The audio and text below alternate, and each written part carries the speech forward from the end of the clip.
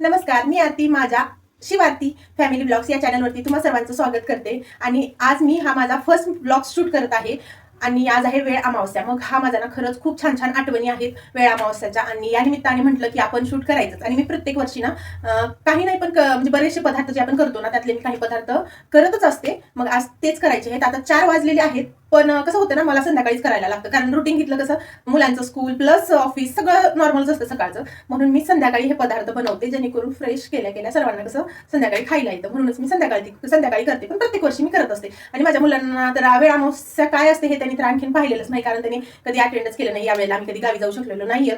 पण माझ्या खूप छान छान आठवणी आहेत, आणि त्याच आठवण पण करता येते या निमित्ताने आठवतात, आणि तेवढीच आपला आनंद होतो आणि चालतं मग. आणि मी बनवत असते प्रत्येकच सणाचं ना काही मी करत असते, जेणेकरून जाऊन होईल तेव्हा होईल मुलांना पाहणं, परंतु कुठल्या सणाला काय असतं काय नाही हे तरी कळतं मुलांना, आणि काय पदार्थ बनतात काय नाही हेही कळतं. आणि मुलांना कसं आपले जे जुने पदार्थ आहेत ना आपण जे बनवतो ना तेही काय असतं काय नाही त्याची टेस्ट हे थोडं कळतं. म्हणून त्या निमित्तानं मी नक्कीच करत असते. आणि आज वेळ अमावस्याच्या स्वयंपाकाला मी आता सुरुवात करणार आहे, आणि त्यामध्ये फर्स्ट तर मी स्वीटपासून सुरुवात करणार आहे. आणि शेंगदाण्याची पोळी माझ्या मिस्टरांची आवडती आहे, म्हणून मी सुरुवात तर त्यापासूनच करणार आहे. चला तर मग बनवूया शेंगदाण्याची पोळी.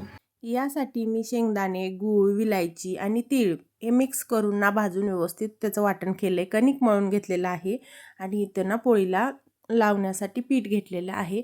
तर आता करायच्या आहेत पोळ्या, आणि ह्या पोळ्या करताना सेम आपण पुरणाची पोळी करतो ना त्याच पद्धतीने आपल्याला इथं ना त्याचा उंडा भरून घ्यायचा आहे.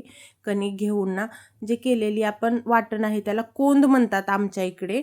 तुमच्या इकडे काय म्हणतात ते तुम्ही कमेंटमध्ये नक्की सांगा. आणि अशा पोळ्या तुम्ही करता का, आणि त्याला काय म्हणतात तुमच्या इकडे तेही सांगा. शेंगदाण्याच्या पोळ्याच म्हणतात आमच्या इकडे, पण त्या वाटणाला कोंद असे म्हणतात आमच्या इकडे. तर पोळ्या बघा झटपट आणि एकदम छान झालेल्या आहेत. खाली कापड किंवा पेपर वगैरे घेतात कोणी कोणी, मला तिथं गरज नाही भासली. मग मी अशाच केल्या आणि चिकटल्याही नाही आहेत, आणि खरंच खूप छान झाल्या आहेत. मीडियम फ्लेमवरती या पोळ्या आपण भाजून घ्यायच्या आहेत. जास्त असं ना तवा गरमही करायचं नाही, मंदही ठेवायचं नाही. थोड्या खरपूस झाल्या ना पोळ्या छान लागतात. आणि गरम गरम आहे तोपर्यंतच मी ना पोळीला ना तूप लावून घेतलेलं आहे, आणि मला फक्त 4च पोळ्या करायच्या आहेत.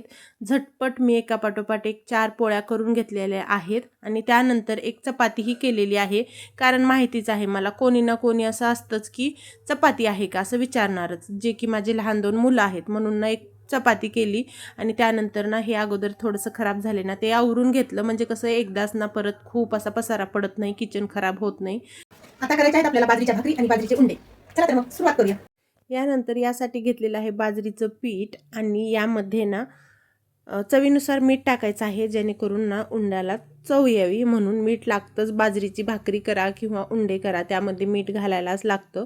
मीठ घातलेलं आहे, आणि पाणी घालून ना व्यवस्थित हे पीठ ना मळून घेतलेलं आहे. आणि हे पीठ मी फक्त ना उंडे बनवण्यासाठी मळलेलं आहे, कारण भाकरी करताना ना गरम पाणी घालायला लागणार आहे मळण्यासाठी, पण उंडे करताना आपल्याला लागणार नाहीत. मला खूप कमी उंडे करायचे आहेत, फक्त 20 उंडे मी इथं करून घेतलेले आहेत. पाणी इथं गरम होण्यासाठी अगोदर ठेवलंच होतं. पाण्याला उकळी आल्यानंतर 1 चम्मच तेल टाकलं, आणि सगळे उंडे इथं घालून घेतले. तिकडे उंडे उकडतायत तोपर्यंत भाकरी करून घेतलेली आहे. आणि मला भाकरी ही फक्त 2च करायच्या आहेत, जे की आम्हाला म्हणजे 2 बस होतात भाकरी, कारण पोळ्या आहेत, उंडे आहेत, भाकरी आहे. एवढं पाहता ना 2 भाकरी म्हणजे भरपूर झालं ना. ह्यातलंही एवढं करून ना ह्यातलंही राहणारच आहे मला माहिती आहे, परंतु मी प्रयत्न केलेला आहे की ऑलमोस्ट ना जास्तीत जास्त पदार्थ बनवता यावेत, म्हणून मी जास्त क्वांटिटीमध्ये नाही बनवलेले आहेत. भाकरी बघा कशी टम्म फुगलेली आहे. बऱ्याच वेळा माझी बाजरीची भाकरी फुगत नाही, पण आज दोन्ही भाकरी फुगून टम्म अशा झालेल्या होत्या. उंडेही मी फक्त 20 उंडे बनवलेले आहेत इथे, आणि खरंच खूप छान झालेले आहेत. एकदम असं चिकटलेले नाही आहेत एकमेकांना. आणि लगेच कुकरही लावून घेतलेला आहे. डाळ आणि भात लावलेला आहे यामध्ये, आणि त्यानंतर सुकी भजी म्हणतात किंवा मिक्स भाजी म्हणतात. जेवढ्या पण आपल्याकडे भाज्या आहेत ना त्यात मिक्स करून इथं आपल्याला भजी किंवा भाजी, मिक्स भाजी असं म्हणतात, ते करायचे आहे. तर यासाठी माझ्याकडे मी जेवढ्या अवेलेबल होत्या ना त्यातच मी बनवण्याचा प्रयत्न केलेला आहे. लसूण, हिरवी मिरची वगैरे घालून ना तडका दिलेला आहे. वांगी, मेथी लहान अशी धुवून कट करून घेतलेली आहे, आणि यामध्ये ना मी मटर घातलेली आहे कारण ना तुरीच्या शेंगा तर माझ्याकडे सध्याला अवेलेबल नव्हत्या, म्हणून मी मटर होते तर मटरच घालून केलेली आहे आणि मिक्स करून व्यवस्थित याला ना 5 मिनिट ना मंद आचेवर शिजायला ठेवलेली आहे. तोपर्यंत इकडं वाफ गेलेली आहे.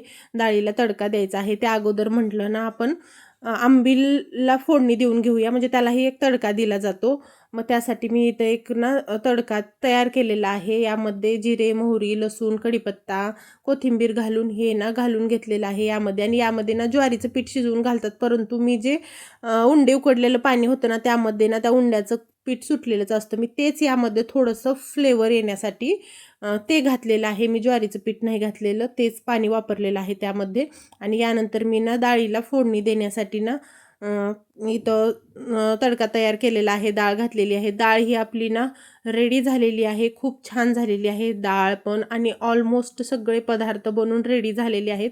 त्यानंतर मी अशा पद्धतीने ही थाळी तयार केलेली आहे.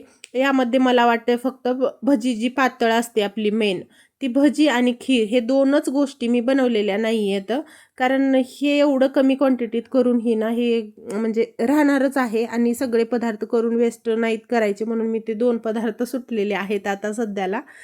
आणि अशी या प्रकारे तयार झालेली आहे वेळ अमावस्येची थाळी. आणि मी असंच प्रत्येक वर्षी मला होईल तेवढे पदार्थांना मी करतच असते आणि खरंच सर्वांनाच खूप आवडले. मुलांनाही काही गोष्टी कळाल्या. हा विचारत होता त्याच्या पप्पांना हे काय ते काय, त्याचे पप्पा सांगत होते. तो आंबीलला ताकच म्हणत होता, पण नाही, हे आंबील आहे म्हणून सांगितलं त्याला. आणि यांना खूप खूप आजचं जेवण ना सर्वांनाच खूप आवडलेलं आहे. तुम्हीही काय बनवलं आहे ते नक्की कमेंटमध्ये सांगा. तर भेटूया नेक्स्ट व्हिडिओमध्ये.